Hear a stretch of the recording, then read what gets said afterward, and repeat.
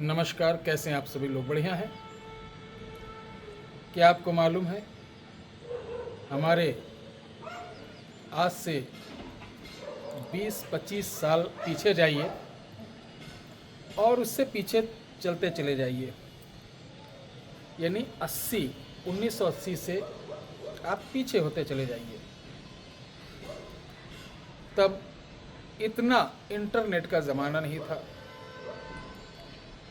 और हर गांव में, हर मोहल्ले में, हर बड़ी बस्ती में कोई एक ऐसा व्यक्ति जिसे हम लोग भगत बोलते थे। चले जाओ फला भगत के यहाँ, चले जाओ वो काका के यहाँ, उनका बड़ी दूर दूर तक नाम होता था।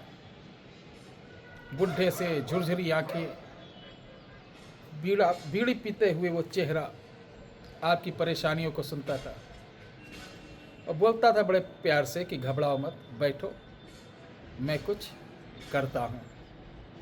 बोलते थे ना ऐसे कि घबराओ ना, बैठो, मैं कुछ करता हूँ।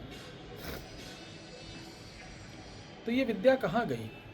आखिर कौन लोग थे वो जो पढ़े लिखे नहीं थे? भोले भाले गांव के, हमारे आसपास के वो भगत कहाँ लुप्त हो गए? आज तो परिभाषा ही बदल गई, बहुत बड़ा आडंबर हो गया है जिसकी आप कल्पना नहीं कर सकते। पहले भगत, गुनिया, ओझा आपकी तकलीफ़ों को दूर कर देते थे बगैर कोई डिमांड किए, और आज एक झाड़ा भी लगाने जाइए उसका भी मूल्यांकन करते हैं। ठीक है, आज की डेट में हुआ क्या कि एक गिलास पानी भी लेने जाओ तो 5 रुपए का मिलता है। पहले लोग पानी प्याऊ लगाते थे, पिलाते थे, अब तो 5 रुपए का पानी भी बिक रहा। तो ऐसे भक्तों की भी कोई गलती नहीं। अगर वो सेवा कर रहे हैं तो सामग्री कहाँ लगा पाएंगे? लेकिन आज हम आपको प्राचीन विद्या, एक ऐसी विद्या जिसे सिद्ध करने की आवश्यकता नहीं, सिर्फ कंठस्थ हो जाए, यानी इसको सुबह शाम जब भी मौका मिले एक माला आप करना चालू कर दीजिए। तो जब आपको कंठस्थ हो जाए तब इसका प्रयोग बगैर कोई आपको परहेज, बगैर कोई बहुत बड़ा आडंबर किए हुए, सिर्फ ये काव्य रूपी भैरव मंत्र का चमत्कार अपनी आँखों से देखिए। तो शुरू करें। तैयार हैं आप? एक बार अपने अपने माता पिता की जयकार बोलिए। और प्यारे दर्शकों, इसको करने वाला कई बड़ी समस्याओं से मुक्त हो जाता है। शत्रु उसका बाल बांका नहीं कर पाते हैं। साथ साथ वो अपने साथ लोगों का भी भला, मन चाहा भला कर सकता है और समाज में, गांव में, शहर में यश प्राप्त कर सकता है। अब आपके मन में खलबली मच रही, गुरुजी प्रवचन मत दो, सीधे मुद्दे पे आओ।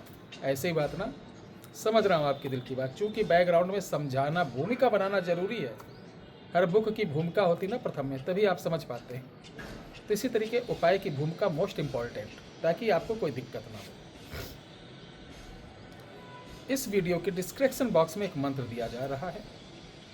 आज से पहले इस मंत्र को 2025 जनवरी के पहले आपने इस मंत्र को कहीं नेट पर नहीं देखा होगा। हाँ, जो लोग गांव से ताल्लुक़ रखते हैं और किसी उच्च ओझा गुनिया की संगत में रहे होंगे तो उनको ये मालूम होगा। यूट्यूब पर, गूगल पर, सोशल मीडिया पर 2025 जनवरी में ये वीडियो तैयार होकर जनवरी के ही लास्ट में पड़ रही है। तो शुरू करें। मंत्र तो डिस्क्रिप्शन बॉक्स के अंदर है, तरीका आप जान लो। जब भी आपको कोई मुसीबत आए, जैसा मैंने बताया किसी काम के लिए, तो आप गुड़ और आटे को घोलकर गुलगुले बनाना है। कितने छोटे छोटे, इतने छोटे छोटे बनाना, 108। ठीक है। और पहले से आपको अरंड, जिसे रेण बोलते हैं, उसकी लकड़ी सुखा कर रखना है। आम की जगह ये लकड़ी जलाई जाएगी। अब इसमें समय दिन वार का कोई परहेज नहीं। अब आपको प्रॉब्लम आज है, यानी मंगलवार को बहुत समस्या में है, और कहें नहीं इसका प्रयोग रविवार या शनिवार को करो, तब तक तो बड़ा लंबा अली बाबा का गदा दूर निकल जाएगा।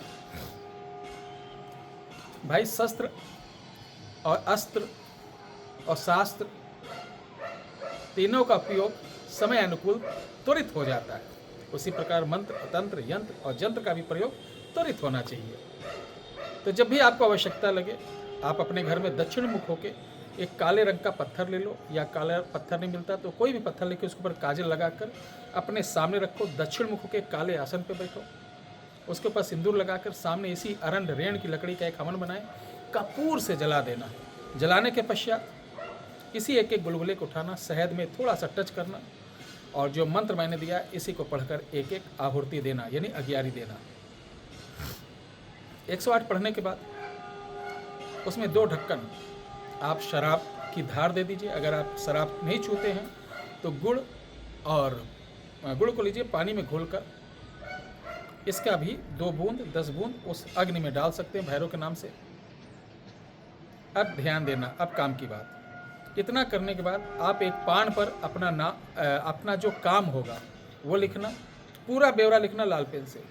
उसमें 2 जोड़ा लौंग, 1 जायफल, ठीक है, और एक लकड़ी आती है पंसारियों के यहाँ, बच की लकड़ी। अगर बच नहीं मिल पाती है तो ध्यान रखना, मुलेठी रखकर इसी मंत्र को 7 बार पढ़कर लास्ट में इसकी आहुति डाल दें। इधर आपने किया, उधर काम आपका शुरुआत हो जाएगी। जो भी समस्या होगी वो दूर होना चालू हो जाएगी। हवन जब पूर्णतः शांत हो जाए तो इसको नदी में विसर्जन कर दीजिए, और जब आपका काम हो जाए तो भैरव जी के नाम से 10-12 जो स्ट्रीट डॉग्स होते हैं उनको कुछ ना कुछ खिला दीजिए। ये प्रयोग कैसा लगा जरूर बताइएगा। जय हिंद, जय भारत, जय श्री राम।